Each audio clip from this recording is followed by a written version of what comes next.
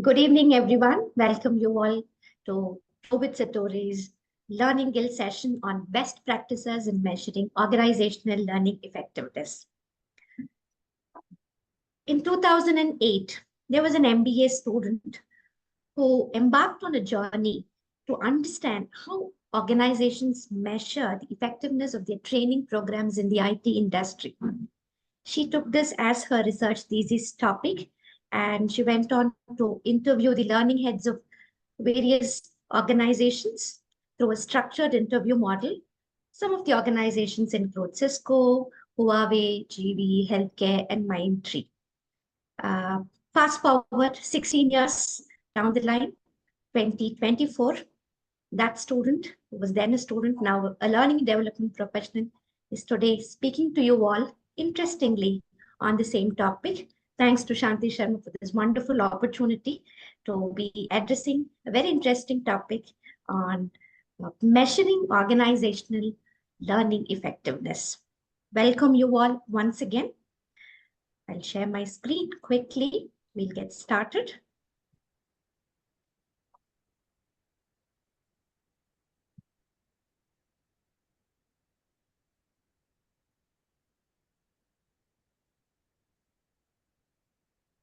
Seems to be some glitch. Please give me a minute. My PPT isn't opening.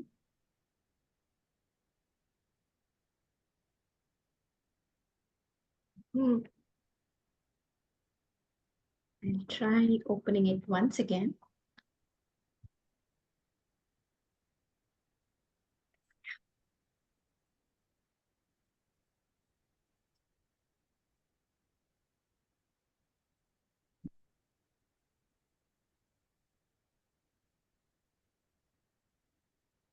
I hope you all can see my presentation. Thank you.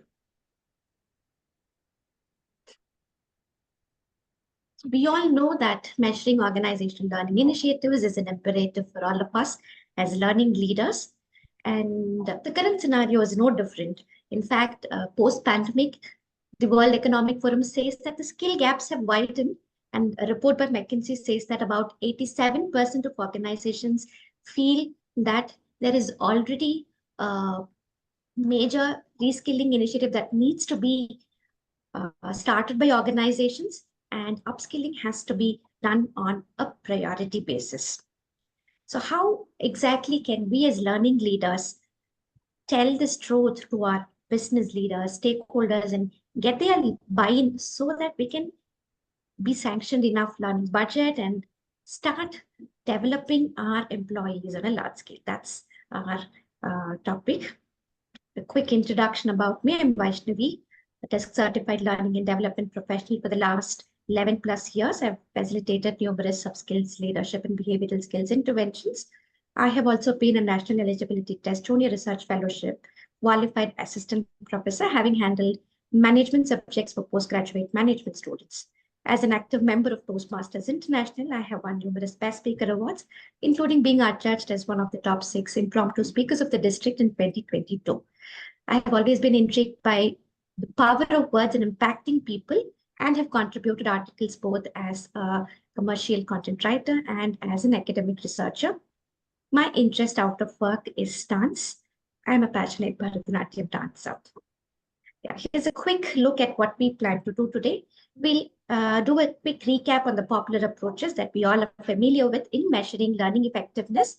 And most importantly, we are going to discuss on the challenges that we face in measuring the impact of learning programs and how you as learning leaders have overcome these challenges in your capacity in your organization. So we are more interested in understanding your perspectives, point of views as to how these challenges can be overcome and we as a group can learn from one another. We'll also quickly take a look at the ISO standard on L&D Metrics 2023, a sample training evaluation plan. And finally, we'll end with tips on measuring ROI on learning initiatives. All right. That's about the agenda. So to start with, here's a quick look at the popular approaches. I'm sure we all are familiar with the 3 most popular approaches that organizations follow to measure learning effectiveness. The first one is the Kirkpatrick's model. When Donald Kirkpatrick introduced this in the 1950s, he used the 4 levels. Level 1, reactions. How do participants respond to a specific training or learning program? Level 2 is about learning. Have they acquired the knowledge required? Level 3 is about behavior. Are they applying what they have learned at the workplace? And level 4 is about results. Have the preferred outcomes been met? Phillips added on to this. He, in fact, bifurcated level 4, where he, instead of calling it as behavior, he said application or impact and ROI. So after application, what is the business impact of this particular training program? Is it contributing to the bottom line? And finally, ROI. What is the return on investment in terms of monetary value? So that was Philip's approach to it. Impact study predominantly tries to understand how has this particular initiative contributed to the business at large. Has the market share increased? Have customers' satisfaction scores improved? How has it impacted the business as a whole over a period of time? So all these models predominantly aim to address these 4 important questions. First one is the purpose is to justify our investment in learnings, to make a case to our stakeholders, business leaders, so that we get the necessary budgetary allocations for learning and development initiatives. Second one, am I investing in the right program? There are multiple programs available out in the market. There are so many people offering different kinds of programs. Which one is more effective? Which one is more impactful? So trying to identify which is the right program and prioritizing it, especially when we have budgetary constraints and especially when we have to make a choice on which one to start with. The last one is measuring and showcasing the value training has helped create. This is the most important thing that we as learning leaders strive to do and find it most challenging. What is the value or the add-on that this specific initiative has provided to the organization, to our employees specifically? So that is the purpose of all our learning effectiveness measurement approaches. Yeah. Now there's a question to you all. You in your capacity, either as consultants or as learning and development leaders, can you tell us until which level do you think organizations measure learning effectiveness in your organization? So we'll quickly launch a poll. Share with us until which level does your organization measure learning effectiveness? And after this, probably we'll have a quick discussion. Reactions, learning, application, impact, and ROI. Okay, I can see the responses coming in.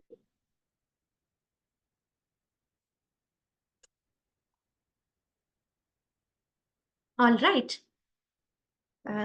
So level 4 impact has the highest number of votes at 44% of people responding that yes, we measure until level 4. That in itself is a great thing to do. 22% have opted for level 3. We measure until application of knowledge, application of skills, and transfer of learning at the workplace. Level 2 learning, yes, 11%. Level 1 reactions, again, 11% have opted saying we do only until this specific level. Those who have given the option is level 4. May I ask you all to share with us more on how do you measure the specific impact in your organization? What do you do to measure the impact of a learning program in your organization? Sure, I was one of them who stated level 4. And it hasn't been an easy journey, honestly. For a very long time, the last 16 years since I've been working, I've wanted to reach level 5, which in Kirkpatrick model, it happens to be level 4, which is the ROI, which we're now headed towards. And it's a tricky task. It's not an easy thing. Nonetheless, when it comes to the impact part of it, very recently, there were 2 different programs that we initiated. One was effective task management. And then the other one was the retention training for leaders to improve retention within their teams. Yeah. Now to measure that, it's very simple. I mean, yeah, when we looked at it, it seemed very simple, and eventually it turned out to be simple because the approach that we took was to partner with the sponsors. Yeah. So when I say sponsors, the department owners who we were working with. So number one, we had to first identify the target audience who actually, when takes the actions that are that they are trained on, will be able to create an impact, right? And the before and after, to measure it, we rolled out a survey. And this survey did not just have the quantitative questions, it also had qualitative questions. And those qualitative questions is where we received responses such as, and then very targeted responses for each individual who attended. So there were a little over 80 participants who participated in effective task management. And it was identified that the delivery of the tasks, the delay of the task that was earlier happening was not even known. It first came to the fore after the program because there were these tools that we made them acquainted with. So one was Teams Planner, Excel sheet. We created a certain Excel sheet wherein you can actually key in the task and track the task on a daily basis and share the update. So people started doing it. So after 30 days, it came to us. So we released the 30, 60, 90 survey. And after 30 days, it came to us that people were struggling. After training, people were struggling to target, to capture the task and share the task, the details of the task, some of the people. That's where we realized that we had to take another bridge session to help people become more familiar with the tools and start using them more appropriately. The 30 to 60 day was when people became acquainted. All the task updates started coming in time. However, tasks were still getting delayed. That is where another session, another 30 minutes of session with these group of people, 80 in different batches, was conducted. And they were made aware of how they can keep their tasks on track and be more proactive in sharing an update about what the challenges are so that the task could be completed. So that is what helped us, because there were different levels and layers of efforts and approaches that were going on. Partnership was the key. Partnership with the stakeholders was the key in helping us creating the impact. Today, we are sitting at a point wherein, number one, there is a visibility at the highest level within the organization. When I say organization, in all these different verticals where people attended this effective task management program, everybody knows what are the total number of tasks that people are carrying out, what are the total number of tasks that are currently in progress, how much of the tasks have been delayed, how much of tasks have required a rework. So quality of the tasks is also getting measured. And the empowerment is such that we have also embedded an element of coaching. So whosoever is struggling, the person is sent to us and we work with the person to identify what the person can do better. So coaching is a tool that we have ingrained. The other program that I was talking about that had to do with the attrition. So amazing thing is that we have already achieved about 10% of retention, which we were able to achieve in the entire year in 2023, right? So up until May, we were able to achieve 10%. I'm not saying we take the entire credit. Yeah, there is equal credit that we share with our business partners, the HR business partners. Nonetheless, it is after training and effective tracking and effective touch points that we had laid. The responses that we got were so specific that person X in one of the meetings, one of the retention meetings, was able to was not able to retain the person. Nonetheless, the spot resignation was denied, and in a very congenial manner, the person was able to remain and also deliver for the next 30 days. One of the responses we received was that the person retained two key staff members by ensuring that their grievances are addressed in a timely manner. Yeah. Right. So partnership, effective touch points, and tracking. These are the approaches that we use to ensure that level 4 is what we are able to achieve. But before we even did that, the starting point was to define what the impact looked like. Yeah. So that's something that helped us. Wonderful. Thank you so much for sharing those aspects of how you managed to measure impact. Very interesting. In fact, task management, I really liked how you said it is not a one-time intervention. True. So that doesn't work. It's not work. a time management training that you deliver, tick in the box, and then people go and then oh, there's something that is called 80-20 Pareto principle. There's something that is called 4 quadrants by Steve. Eisenhower matrix, right? Yeah, that's just gyan. But proper execution would require proper hand holding, not just from the learning and development team or the trainers, but from their reporting managers, because they are the people that they collaborate with. And that's one gap that I had experienced for a very long time. So, and it takes time. It takes time and effort to first tweak the culture or impact the culture, that people start realizing the value and realizing the importance um, of assisting the targeted approach. Yeah. So yeah. Okay. So first one was awesome. The second one, I'm just curious, how come specifically for this program called retention? That's a very interesting thing. I'm just curious, is it because it's easier to measure the outcome so that, you can quickly tell that, see, because of this, we were able to bring down the numbers by so many percentage. And that's one way to look at a program also, right? The outcomes are very clear. It's easy to quickly collect data. That's another challenge that we all face. True.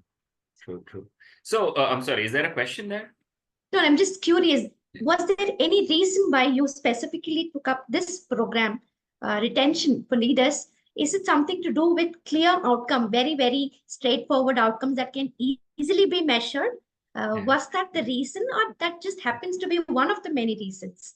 Sure. See, I'll start from one of the very personal experiences that I've had, and I had to address it. So a lot of people, my folks, my family members, they're like, what do you do? And when I say that I manage the learning and development function, they're all confused. Like, what do you really do? And I say that we're learning and development. So what do you really do? Do you teach? And I say, I don't teach. Then what do you really do? Do you create curriculum? I say, well, that's a part of it. What do you really do?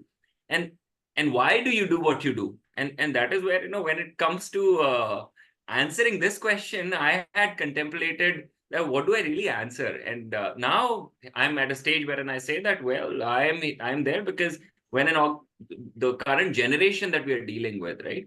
There are a lot of opportunities available. People will jump and find a better job and find purpose and whatnot. So one of my jobs is to ensure that we provide ample clarity and opportunity to people for growing within. So we are those people who are partners in success, in growth within the organization. And then people say that, so how do you, so then what? Then we say that, well, we design the career journeys for people. And then, so what happens? So what happens is that the organization, they have a talent pool which remains within the organization, grows within the organization, and the knowledge is retained within the organization. In fact, one of my discussions with Shanti was one of the motivating factors for me as well. About a couple of years ago, when I first connected with Shanti, I used to follow her on LinkedIn. And that is when Shanti did mention that, hey, Weber, you know what? The organizations that promote talent within, they see a substantial number of over 60% of profit, or in terms of revenue and whatnot. And I was like, well, that's quite eye-opening. So there were several factors that culminated, and then definitely the organization per se. Most organizations, the area where I come from, struggle with the employee turnover, and employee turnover is only one factor to say, but then the repercussions are quite grave. So every time a new person comes in, the entire struggle begins to first onboard. The manager struggles to first match. The person struggles to match with the culture. So there's so much that has to go into just getting one person safely put into a zone where the person is able to deliver, understand the role, deliver the role. And it takes 3 months, 6 months. There are times when leaders leave. We're not talking about an employee. I'm talking about senior leaders. 3 months, 6 months, a leader leaves, and then there's massive havoc that wreaks upon the processes. The clients are like, what is happening? You said this guy was the one who was connecting with us. Now there's a new guy and one. So there were several factors, and the organization also realized the need that now is the time when we should be initiating such programs, such interventions, wherein the leaders become more aware of the importance of retaining key people, not just key people, the people who they see potential in the future as well. Right. And what kind of conversations will lead to the retention. So yes, there were several factors to shortlist this program. Good thing it was easier for us to identify the impact. And also we are headed towards identifying the ROI now. Okay, good. So we'll soon get to have more insights from Vaibhav on how do we crack this, level 5 for all of us. Thank you so much for those inputs, Vaibhav. Very much appreciated. Others, those who said our organization or we in our organization measure impact of training programs or learning initiatives. Can you please tell us how do you do it, or can you tell us specifically which program have you tried measuring the impact and how has it been so far?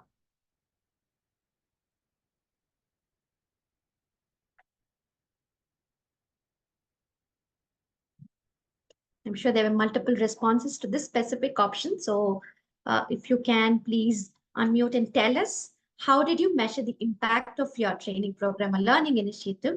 That would be helpful for all of us. An equal number of people have said they are measuring at level 3 application. Anybody Right. application that would and willing to share how they are measuring application would be good too. Level 3, how do you measure application of training programs or transfer of knowledge at workplace? How do you do that? And what is your approach to it? So, hi, this is Shruti. I'm sorry I will not be able to turn the camera on. I hope I am audible. Yes, Shruti, you are. Yeah, hi. So, at my organization, we do conduct programs for different levels, and it is an optional program for them. As in, they would register themselves for a time that they would want to choose for, and then the entire program runs for the whole year, right? So, instead of verticals, we have horizontals at our organization, and then if you ask me about measuring an impact, then we would want to make it mandatory. I mean, a specific program needs to be mandatory across the organization for us to measure the impact as such. So one such program that I would want to talk about is the POSH session that I recently launched in my organization, Prevention of Sexual Harassment. We recently had a lot of awareness programs. We had, marketed about sexual awareness, and had a progressive approach about things like that.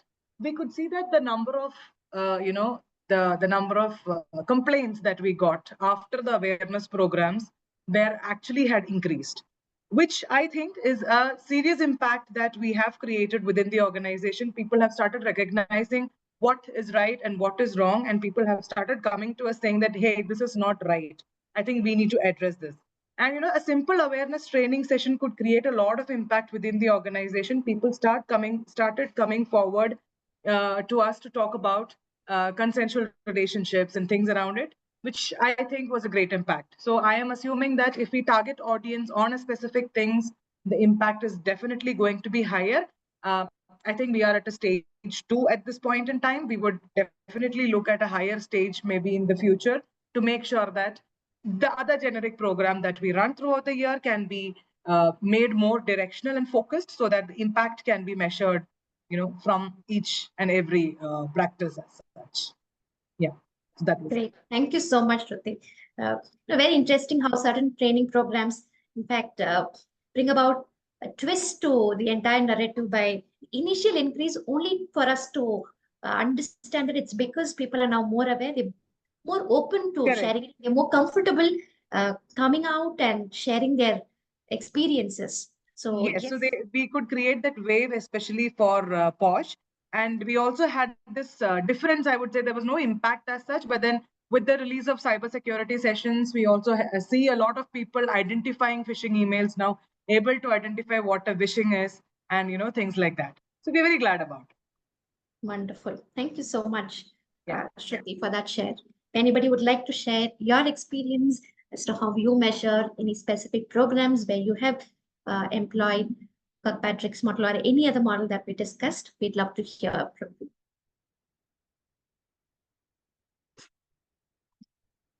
Also, there's one more question for everyone to ponder. Has there been a stark difference in the measurement of impact for technical programs and other programs like leadership development or professional skill development? Is there a significant difference in how you measure the impact of these programs?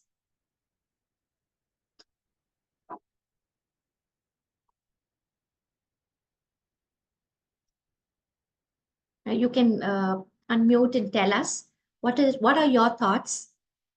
Yeah, technical is quantified. Yes. Specifically, level 2, where learning is measured, becomes much more easier. And probably we think if that is done, then it's almost good to go. Yeah. Others, what are your thoughts? Do you see this difference? If so, where exactly is the difference and what do you think should be done to address this? Feel free to give your thoughts. Shanti, your inputs on this. How do you see Typing, thank you. organization? Now I don't have to type, I can speak. Yes, Yeah. please. Behaviors, technical skills, anything that can be really measured is easier to quantify in terms of impact. But behaviors that are not easily measured. For example, I can say writing an email. What constitutes a good email? You can't go through every email, say, okay, this email scored a 5 on 10, this email scored a 7 on 10. Is not possible. So that comes under a not very clearly measurable kind of a behavior that we're trying to work on.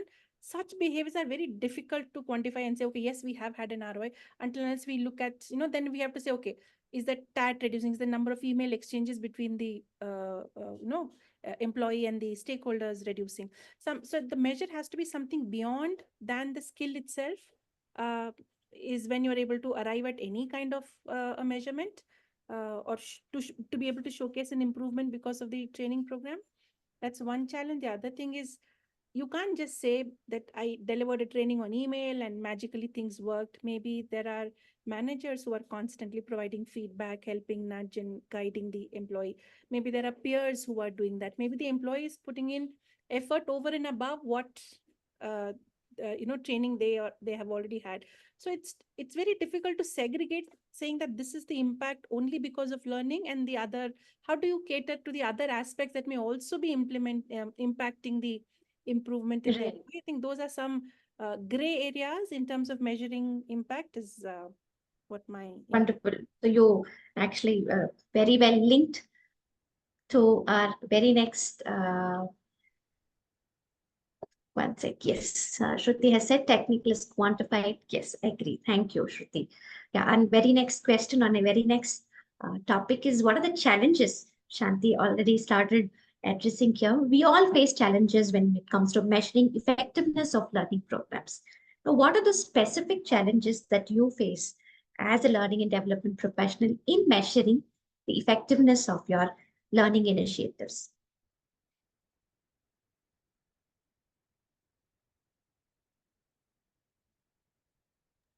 Yeah, if that's okay, I'd like to add again. Yeah. I'd love to hear from everybody, guys, so feel free. It's just us, so all learning professionals. So we are in fact more interested in understanding if we have different challenges or if we are all on the same page, just to True. get that perspective. Please, Vaibhav, go ahead. Yeah. So the biggest challenge that I initially experienced when so in the last 16 years, there are a little over 9 organizations that I've worked with. And in most organizations, there's one initial challenge that we experience, and that is the fear that what if the, it's like that on many occasions, people tend to push things under the carpet. Yeah. And when a change initiative or a learning program is initiated, the people who lead those functions, they have a lot of insecurities that, okay, now these guys are going to ask for data, and then in the data, this will come out and that will come out, and they'll dig historical data and whatnot. So that insecurity is the first thing that I have experienced as a challenge. And this is not something that people openly talk about. It's just that you get to experience that hesitation, that lack of support, that okay, you want to do it. So when you're kind of starting out. So the fear is with regard to the support that you might not receive or you might receive. Is that so? There you go. And then the other challenge is that even when there is support that is promised, there is a sense of priority towards other things that people will always come up with. So you go to a manager and you say that, hey, you got 10 team members who joined, And now kindly help us in measuring whether the behavioral impact happened or not, whether they are displaying the behaviors learned or not, right? Now, first thing is that before we reach them to assess people on behavioral impact, we have to kind of define that, okay, behavior 1, 2, 3, 4, 5. These are the 5 behaviors that we are assessing or measuring people on. Initial challenges that I used to experience earlier was that clarity in defining those behaviors that the impact is going to be measured in. You know? So if you're talking about critical behavior, so that what am I going to measure ultimately? Correct. So that skill to draft, that skill to work with the sponsors and create a buy-in that, okay, these are the core behaviors that we want to see to be improved, or these are the core skills that we want people to develop, right? So that ability to draft very crisp and clear statements that eventually will become the parameter for measuring the impact. Now, that's one challenge that I experienced earlier. Then the next one was the buy-in, that people had the openness to come out and say that, yes, I'm wrong, or yes, we are wrong, right? That trust. So trust is what helped us in building it. That, hey, when you say to a person that we're in a closed room, everything that happens here, I mean, you can dance for all you know. Nobody's watching. Psychological safety that we share as a team. Right. As an organization.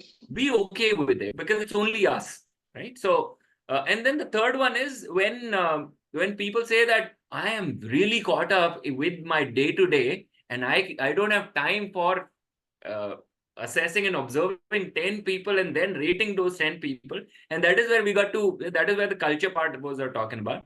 When we have to help them understand that this is your core job. This is why you are a leader, right? Your job is to assess and observe your people and appraise them when the time is right, or give them a feedback when required. That is one of your KPIs. So defining that, one thing that helped us was defining their KPIs, that, okay, have the check-ins happened or not? Yeah. Right? When it becomes a part of their day-to-day, then they also, when their manager pulls them down, this task, why did this not happen? Because I was also carrying out this task. So there is time that they start eventually, gradually. It's documented and it's very much there to easily go back and say, yeah, this is part of my role. Very true. Correct. Right. Any other challenges? Yes. Thank you so much, Vaibhav. Very, very valid, very pertinent, very important points that most of us face when we try to think about a model to measure. Yeah, these factors that act as roadblocks. Anything else anybody would like to share? This is one challenge that I'm facing, or that I seem to be finding it difficult to overcome. I can see Shruti unmuting herself. Yes, Shruti, go on. Okay, so one challenge that I have faced is that for a lot of people, learning comes as a 10th priority. So they don't want to deviate from their day-to-day work. All they want to do is to sit in their comfort zone, do whatever they're doing monotonously.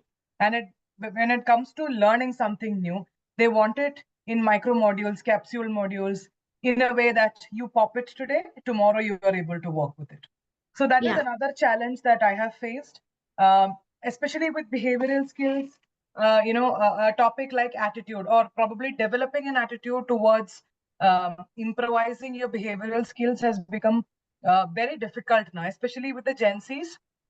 The tolerance has become very low, that they need things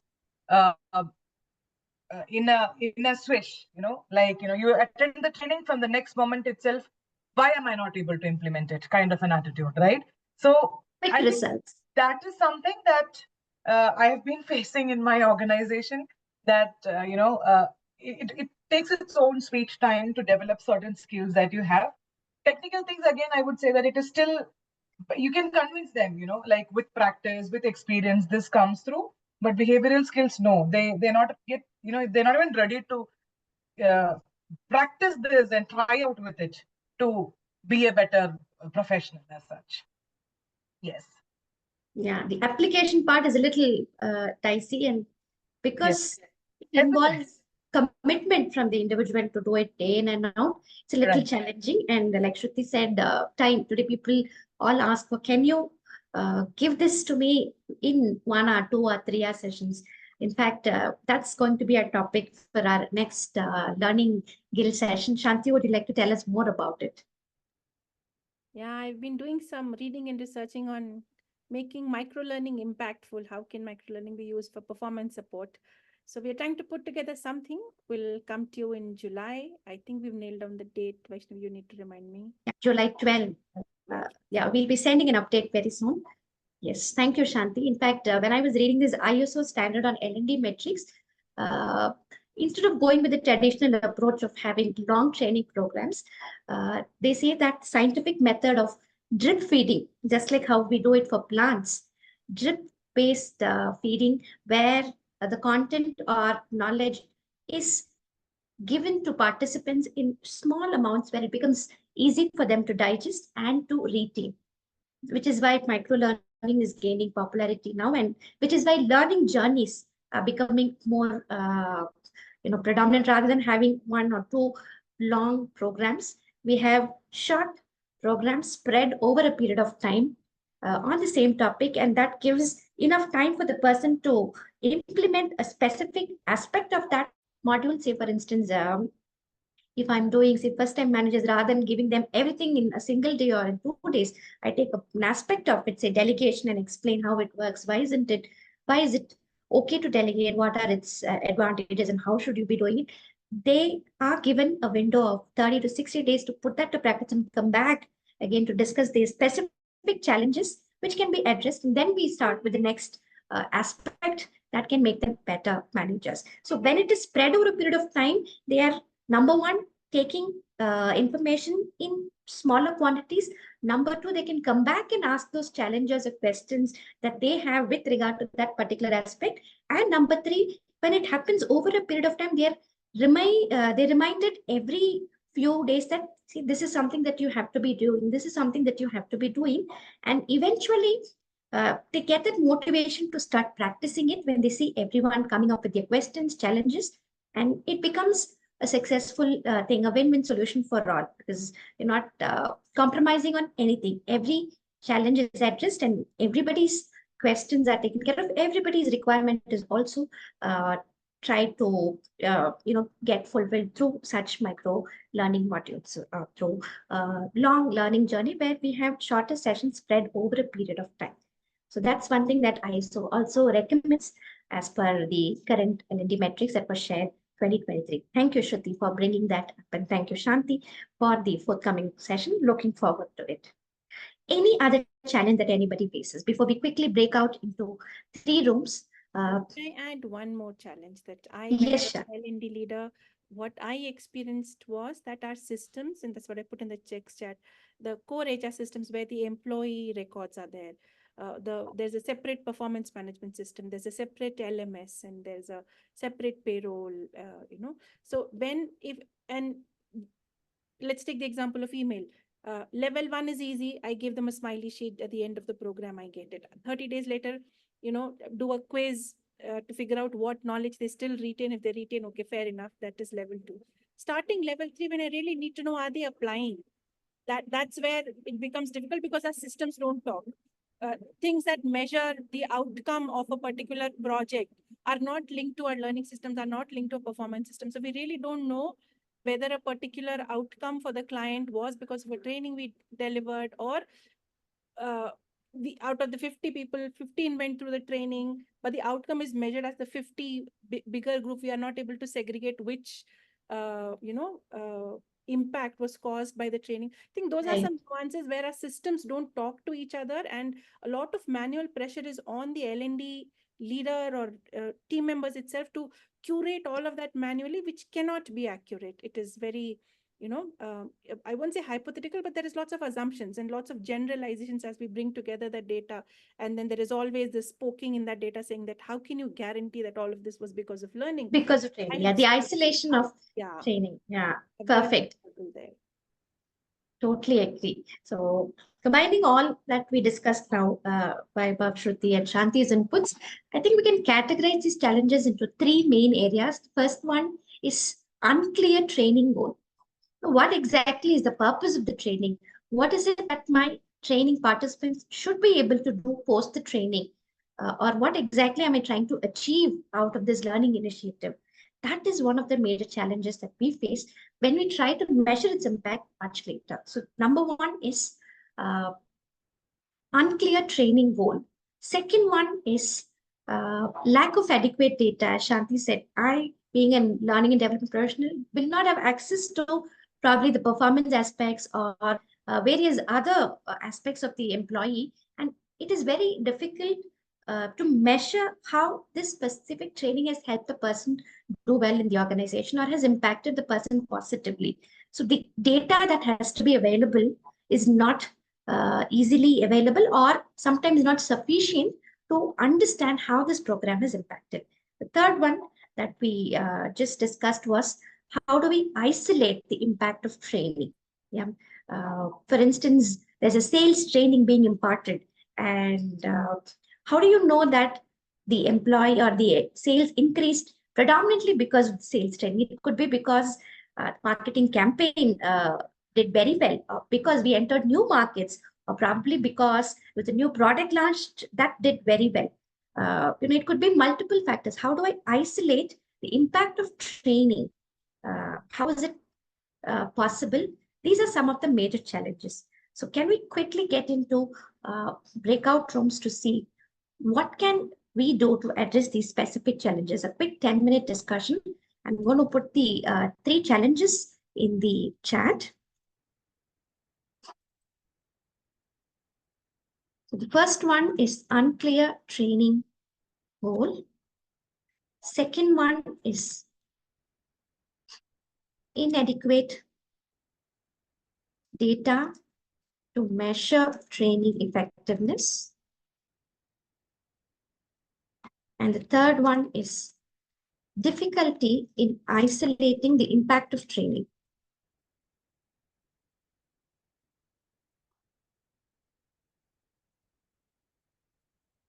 So room 1, breakout room 1 will be discussing on challenge 1, breakout room 2 on challenge 2, and breakout room 3 on challenge 3. Now, let me quickly open the breakout rooms.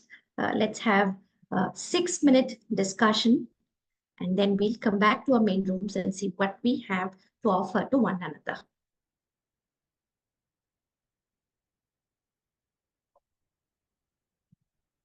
Yes, can you all see the breakout rooms on your screens?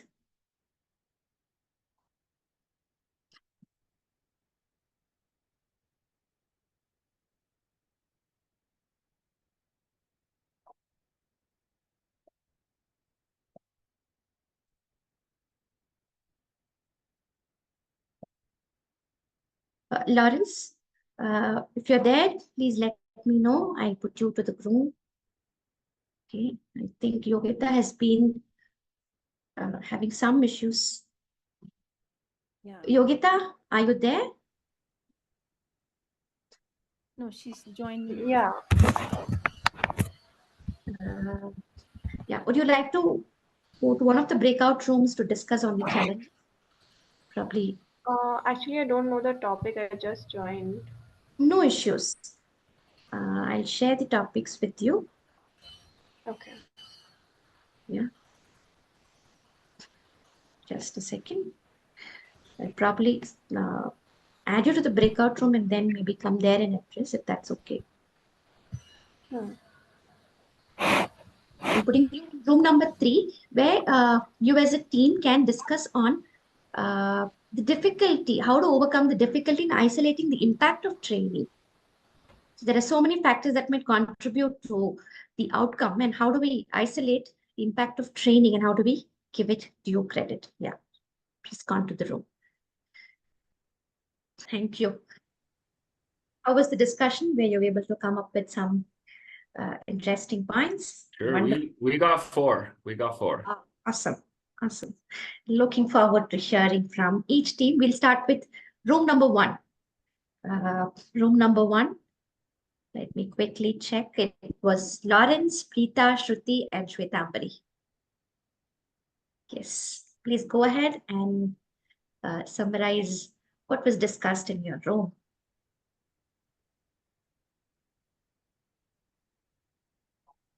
I'm not talking because I talk every time. I'm just giving.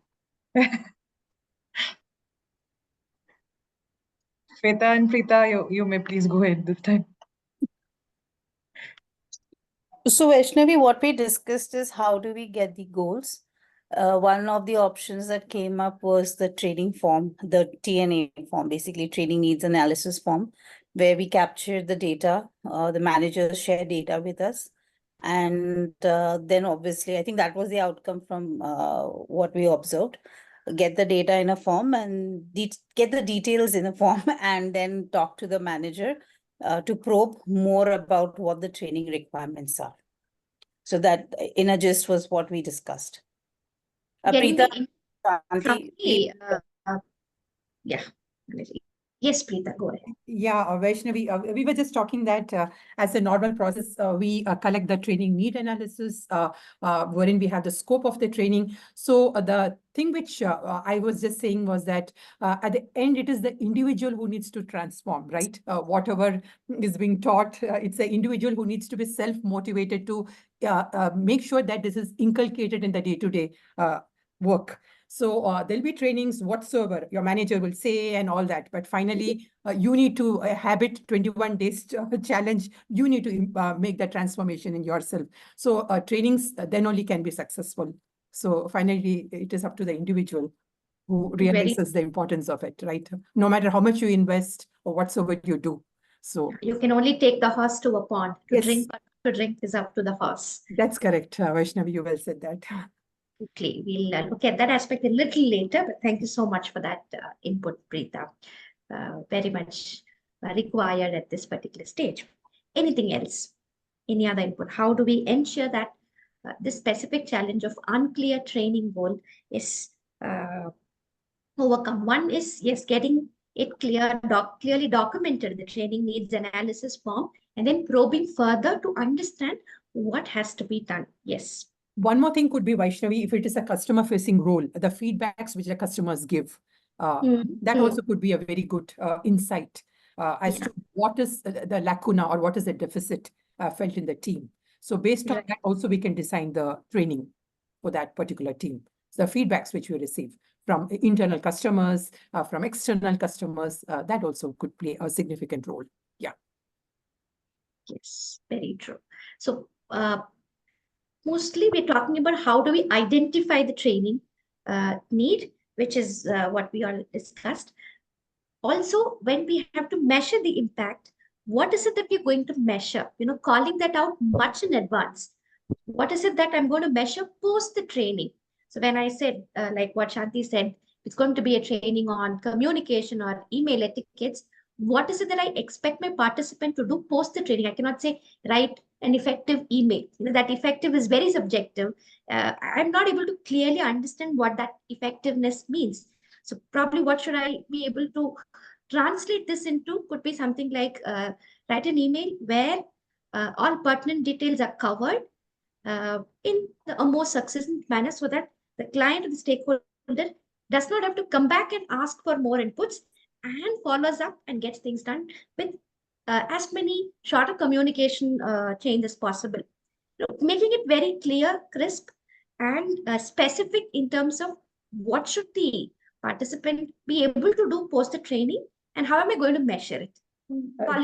Just to add, sorry, Vaishnavi, I Yes, just Nitya, brevity please is the key here. Brevity is the key in an email. One of the experiences which one way we did it is that before the training, we gave a topic which all the participants were asked to write. You have to jot out in an email. So we saw there were a host of things, lots of, the way the communication, the way it was addressed, a small thing, lots and lots of stuff was included in that. And the key message somewhere got missed. So after the training, we gave them lots of nuances, lots of tips and tricks. We found that the number of sentences they wrote reduced considerably. Wonderful. So the impact was felt much because no one today has a bandwidth to read host and host or long emails. People like short and crisp. So we saw that kind of a difference that came in writing emails. In the presentation skills, we noticed that before there were lots of accent and neutralization problems, influence of local accent and things like that. And after that, we found that that also reduced to a great extent. So the participant could see how their performance was before the training session on a video, post-training, how was the performance? There was a visible impact, a sea change.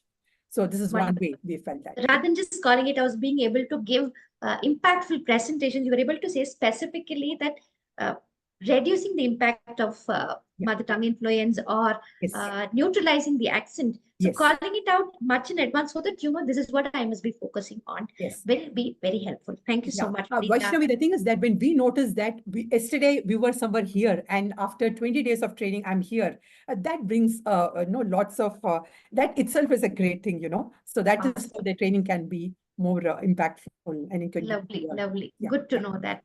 Thank you so much. Thank you, Vaishnavi. Thank you. Thank you, Preeta. Anybody else from room 1 before we ask others if you have more inputs? So I've noted down a couple of things. One is from the training need analysis form. Second, feedback from stakeholders like customers. And third is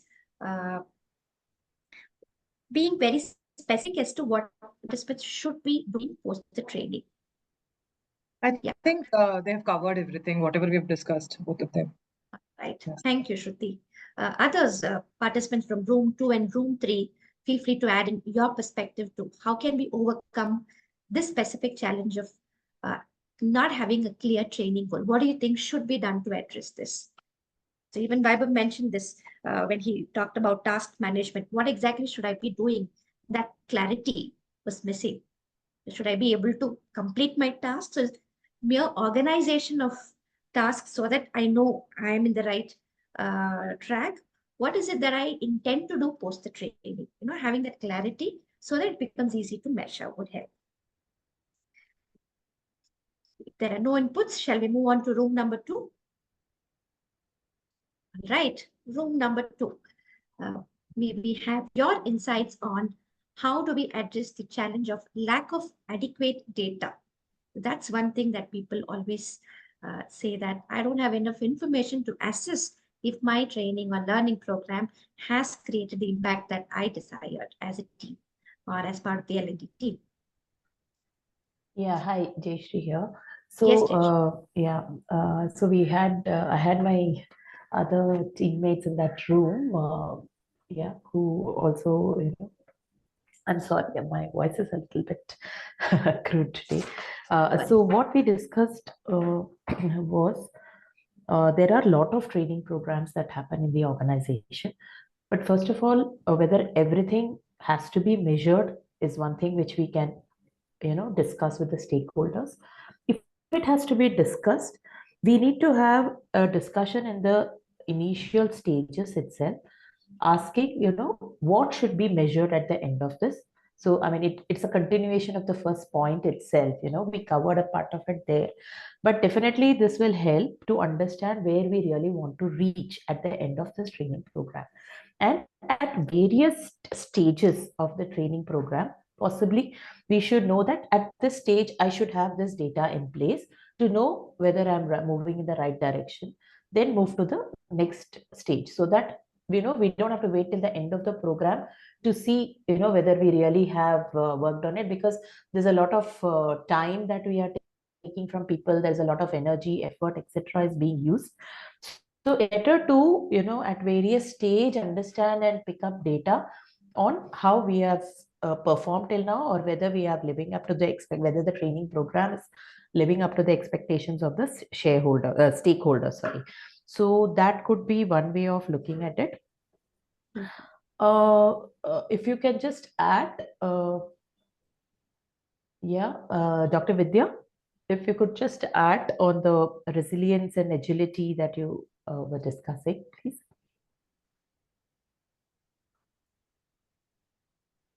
Dr. Vidya? Hello, am I audible? Yes, Jayashree, we can hear you.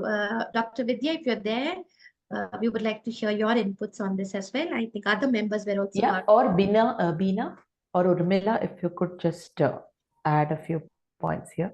So she was also mentioning, Dr. Vidya was mentioning, to create a role within the organization, so that somebody could actually track on, this entire thing, what we had discussed at the beginning of the training program, or versus what's happening at the end of it. So somebody could give could track and give the feedback to the management or stakeholders. Possibly that is one way of looking at it, where we really don't have quantifiable goals, data to back up this impact.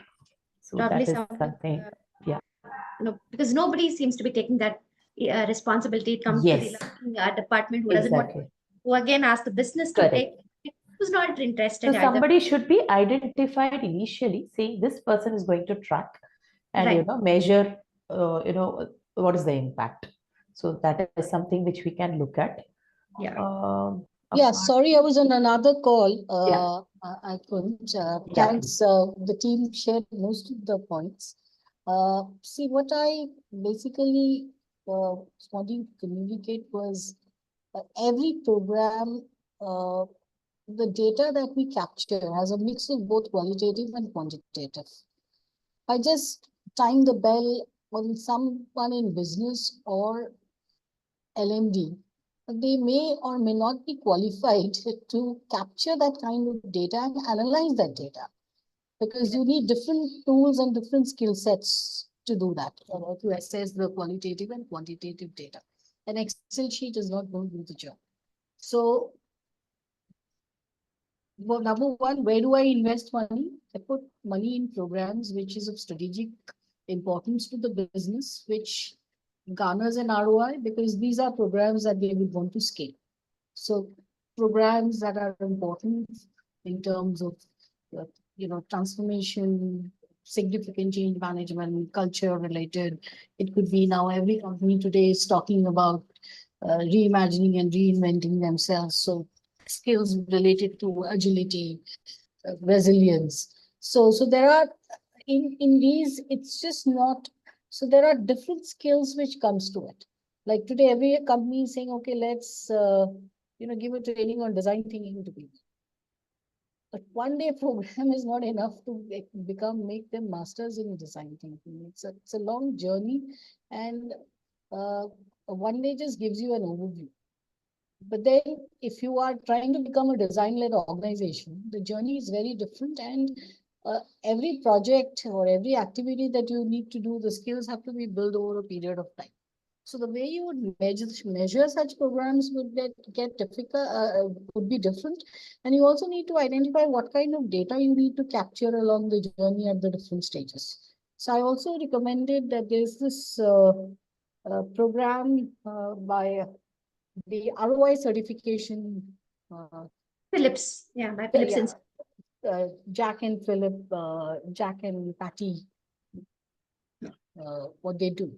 So they have a very structured, and they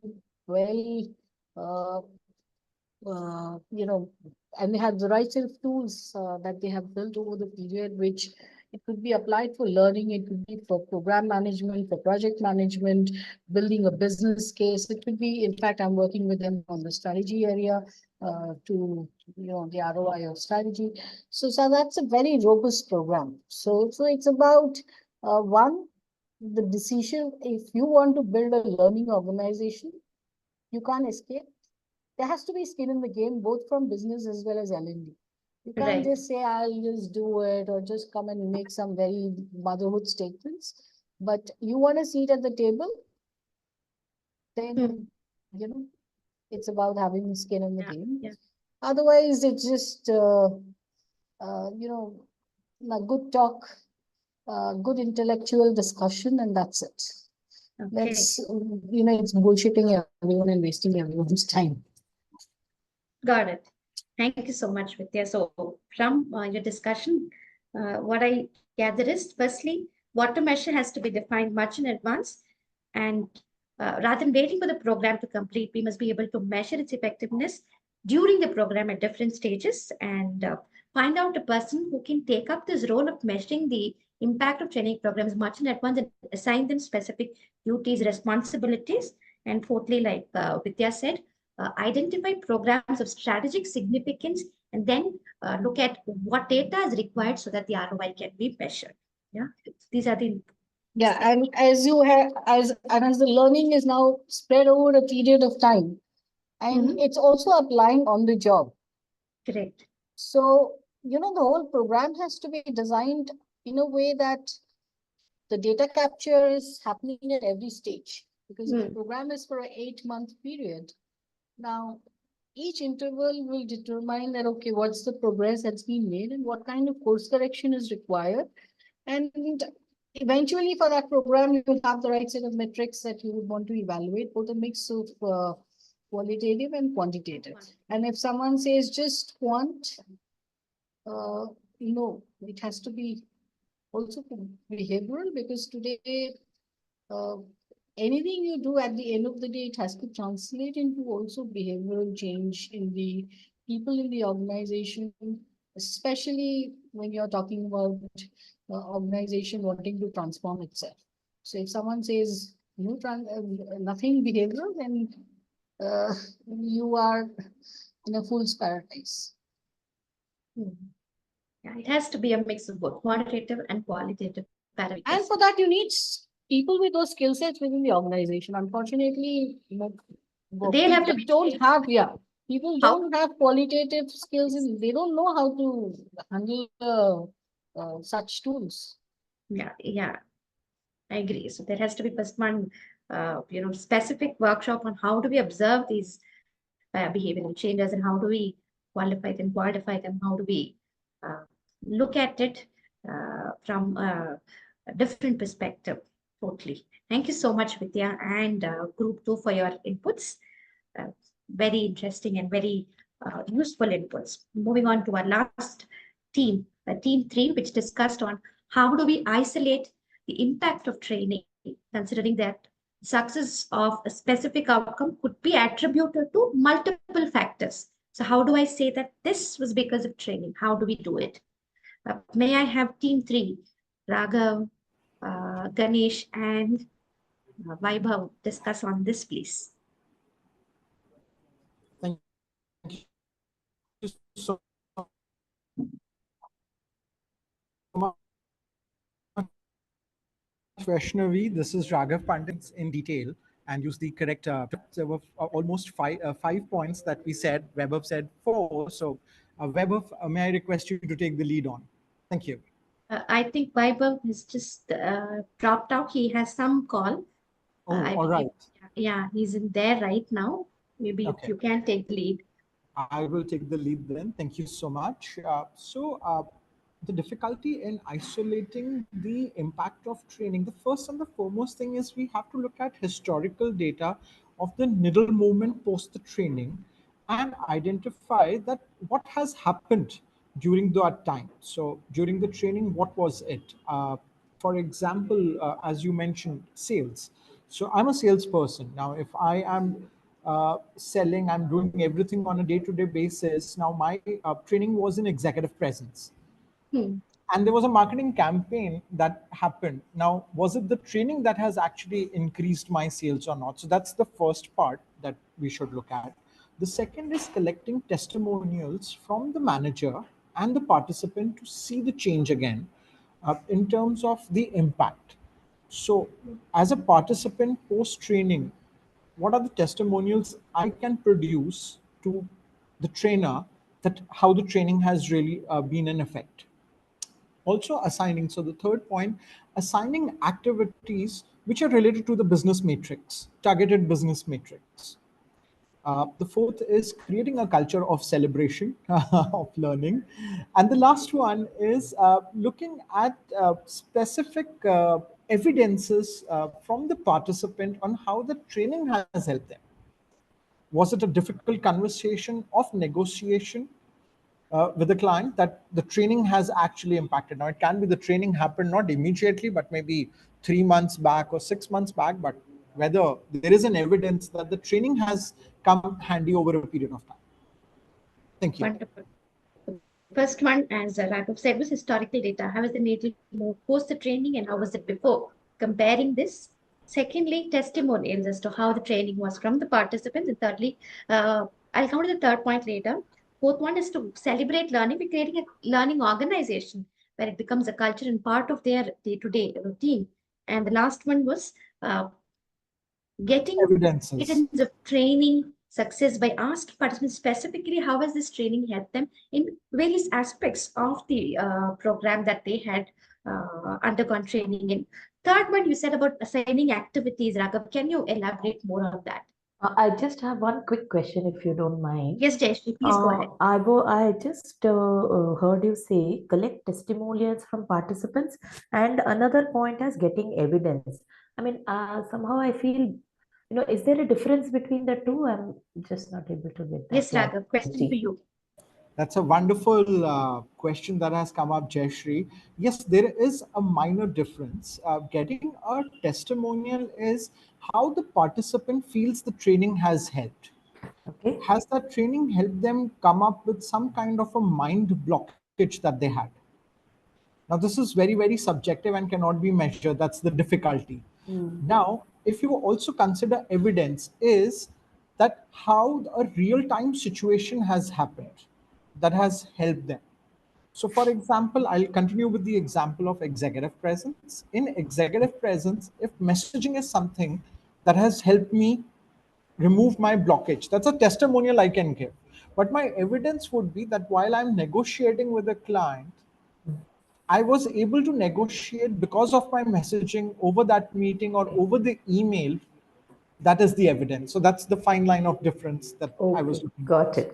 Okay, so as I understand, collect testimonials would be specifically out of that training program immediately, what is that they have learned, and possibly the getting evidences is a use case that we are talking about. Correct. Right? Yeah. Okay. Yes. Great. Thank you. Thanks, Raghav. Level 1 and level 4, to be in short, reaction. You after the training, how does the participant feel about the training? How has it helped them immediately? And probably the evidence would be the impact. Level.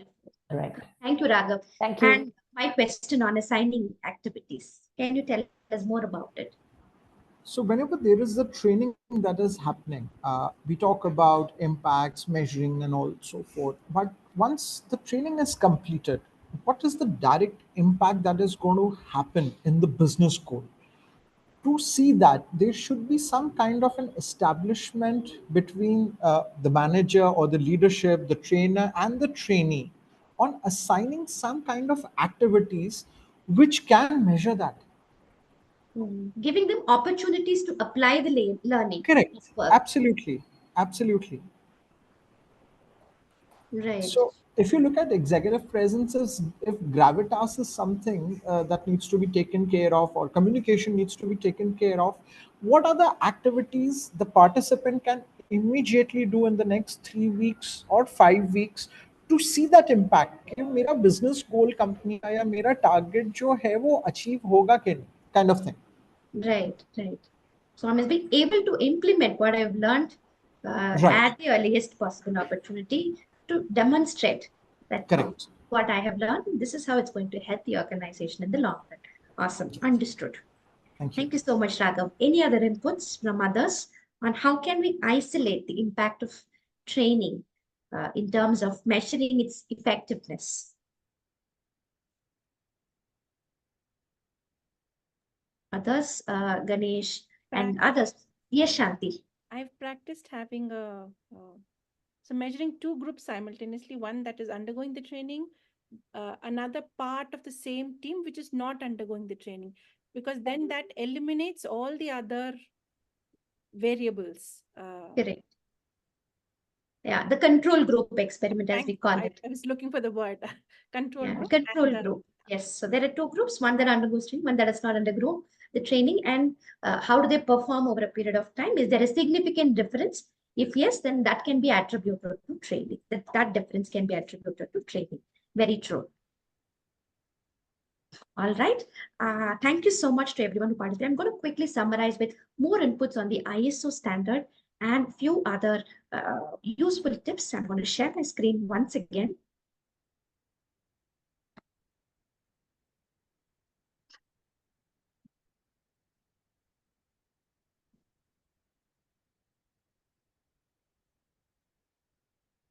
Do let me know if you can see my screen. Thank you. So we broke out into 3 different rooms to discuss these, and we got some very useful inputs. Thanks to everyone who participated in the discussion. I'll be adding on my points at the end as well. Talking about the ISO standard on L&D metrics, The framework suggests that we consider these 4 parameters when we talk about L&D metrics. The first one is user category.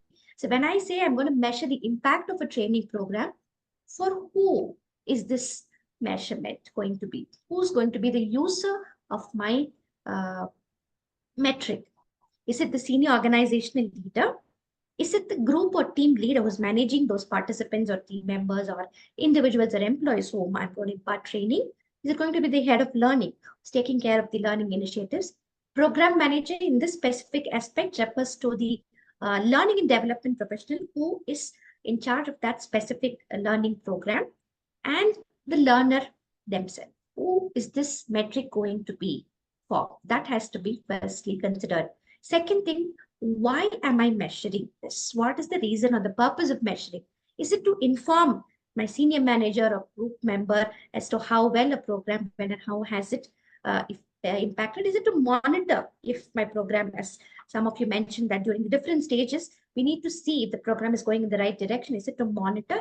Is it to evaluate and analyze if it has produced the results as expected, the preferred outcomes met? And finally, to manage. Now that I have imparted, say, n number of training programs in the financial year 2023-24, which one do I select? Now that I know its impact, which one should I be continuing in? Which one should I stop doing? Which one should I start doing differently? That is the manage aspect of it. So what is my reason to measure? That will determine the metric that I have to be using. And the metrics themselves are classified into these 3 categories. So ISO has come up with 52 metrics, out of which 19 metrics can be used by all organizations, small and large. Some of them can be applied only in large organizations due to the amount of data that is required to measure those metrics. So they have been classified under 3 categories: efficiency, effectiveness, and outcome. So efficiency, as we all know, how many participants underwent the training, completion rates, the costs, all come under efficiency.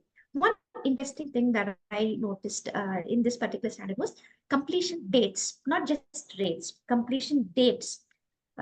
Is there some significant number of days that participants are taking to complete a specific program? Or probably if you see just before the performance appraisal, to put a check mark on the learning goal that was given at the beginning, people quickly trying to complete that specific course during a specific period of the year, or maybe during lean business time. Are there more number of employees opting a program or a course, maybe using the self-learning portal? Maybe that particular month can be considered as the right month for training initiatives. That will give you insights on when is the participant ready to learn, when is the participant willing to learn. The completion dates are equally important while we come up with learning programs for the organization. Effectiveness, as we all know, the reaction, how did the program go? Learning, did they learn what they were supposed to learn in terms of conceptual understanding? Application, are they transferring their learning at their workplace? And finally, ROI, return on investment.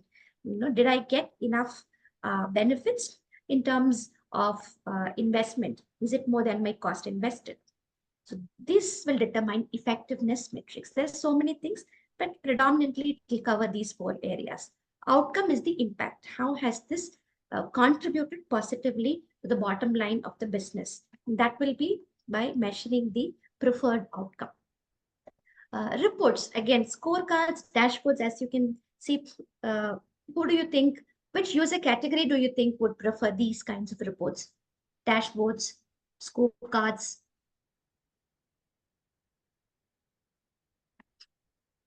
Yeah, it could be for the learner. They prefer a dashboard. Whereas if you take the senior organizational leader, they would prefer a management report or a program evaluation report to manage or to monitor the effectiveness of a program. So there are so many things that needs to be considered while you choose the right metric to demonstrate the impact of a training program. Yeah, so considering all of this in total is essential. We keep telling that it's difficult to measure behavioral skill interventions because of the lack of data that we can get, or because of the difficulty in defining clear goals. I'm going to show you a sample training data collection plan, which was done by Jack Phillips way back in 1997. Yeah, this was for an organization called Midwest Electric. He has clearly defined and documented every parameter that's required for measuring the impact of a training program. Firstly, he has jotted down the levels that has to be measured. And what are the broad program objectives? When I say reaction, what am I trying to do? What am I trying to measure? I'm trying to measure the positive reaction. I'm going to see how can this be improved. I'm going to see how can we come up with an action plan for further programs. What is the method in which I'll collect the data? And when will I be collecting the data? Is it at the beginning, after the program, during the program? When is it going to be? There's also certain things that is 21 days after the course, 6 months after the course. Who is going to be responsible for collecting the data? I think that was one important discussion that we had. Who's going to be that person who will take up the responsibility of measuring the effectiveness of the program? Is it the learning department or the business? Because everybody is quite busy with so many other work. Calling it out much in advance will make things easier when everybody agrees to it. And that's what Vaibhav meant when he said support of the stakeholder, partnering with the sponsor. So after this, he also says which specific item am I going to measure. This was for stress management. Yeah. So probably the medical healthcare claim, has it come down? Absenteeism, has it reduced? Employee turnover, employee job satisfaction, employee group productivity. So for a program like stress management, considering these items that needs to be measured, how is it going to be measured? The method of including the effects of the program. And he also says, how do we isolate it? Yeah, how do we isolate the effects of the program? One is control group, which we already discussed. The other one is trend line analysis. Prior to the training, which is what Raghav also tried explaining in point number 1, the historical data. So if the participants continue at the same level, at which point will they attain proficiency, versus if training is provided, when will they be able to attain proficiency? Is that timeline going to change? That's trend line analysis. Where will they be 6 months down the line at this rate versus where will they be 6 lines down the line after the training? That's trend line analysis. The other one is management estimation. Taking the same example of the sales training. Sales could have increased due to various reasons. So if the management is able to give weights to various factors that could have influenced sales, one is training, one could be a new product launch, second could be a new marketing campaign. So probably the weightage that is given to training could be 60 to 70%. If they feel that is the effect of training, because they know over a period of time how much of impact a particular program might have had, a marketing campaign could have had. So as a team, if the management is able to come up with an estimate as to how much can the improvement in sales be attributed to training, that in itself is a good measure. So that is management estimation.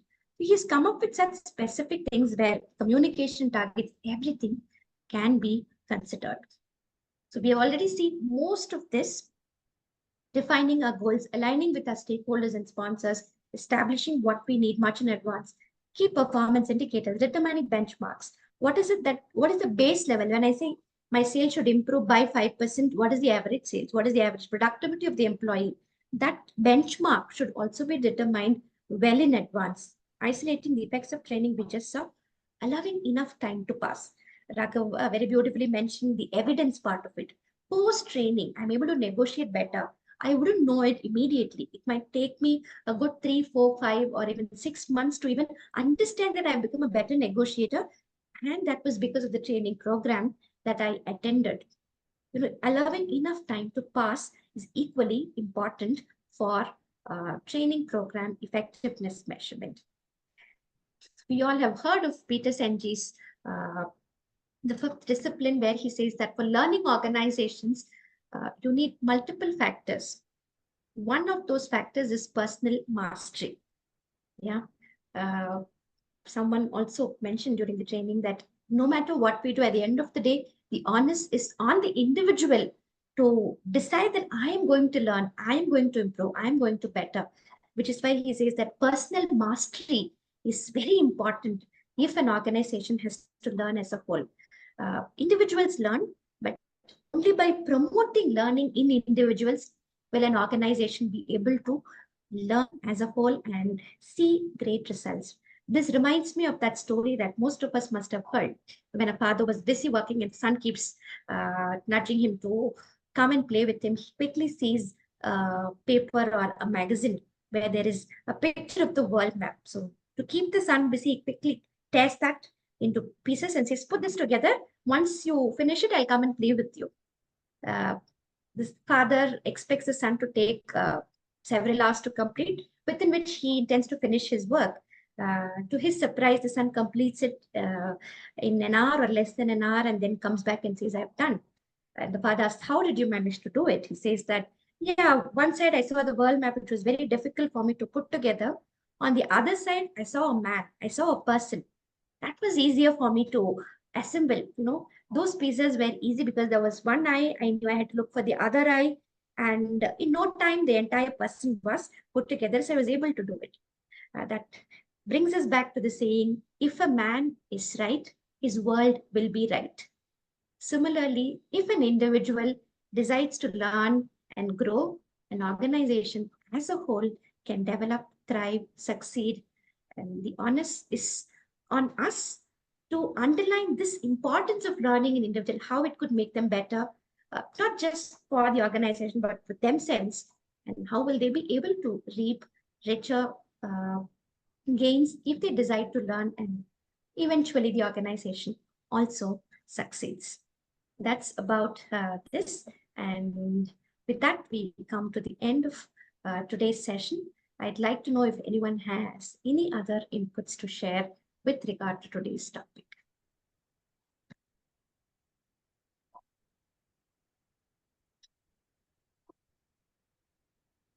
All right, if you don't have anything, thank you so much for your patient listening and participation. Looking forward to meeting you all in another interesting session soon. Have a nice weekend. Bye-bye. Thank you, Vaishnavi. Thank you so much. Thank you. Thank you, Thanks a Shanti. lot, Thank you, everyone. Thank you, Shanti. Have a good evening. Thank you. Thank you all. Yeah, thanks, Vaishnavi. Thanks, Shanti. Thank you.